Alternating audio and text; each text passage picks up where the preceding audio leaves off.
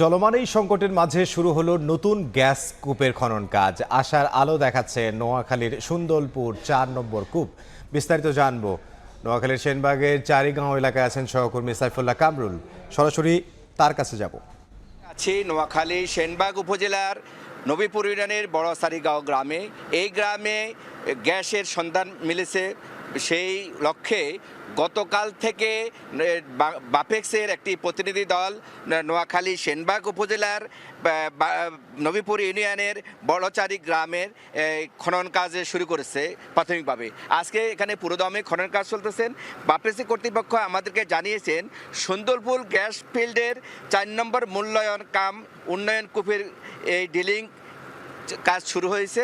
এইটি ৪৫ দিন তারা এখানে খনন করবে এবং ১৫ দিন ডিএসটি টেস্ট শেষ করে জানা যাবে এখানে কী পরিমাণ গ্যাস মজুত রয়েছেন।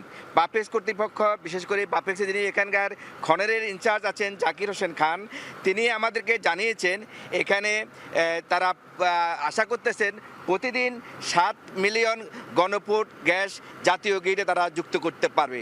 তবে বিস্তারিতটি এটি যখন পূর্ণ খনন কাজ শেষ হবে, অর্থাৎ ৪৫ দিন খনন এবং ১৫ দিন ডিএসটি টেস্ট শেষে বোঝা যাবে যে এখানে কী পরিমাণ গ্যাস মজুদ রয়েছে।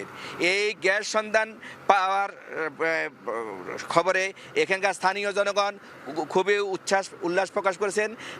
তাদের একটি দাবি সরকারের কাছে, এই সেনবাগের গ্যাস যাতে করে তাদের সেনবাগের স্থানীয়দেরকে বিতরণ করা হয় এবং তারা যাতে বোঝায়। এছাড়া যাদের জমি পড়ছে তারা জমি যাতে করে ক্ষতিপূরণ পায়, তারা সেই প্রত্যাশা করে।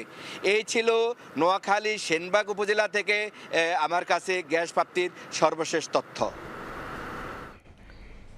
নোয়াখালীর সেনবাগ থেকে সাইফুল্লাহ কামরুল।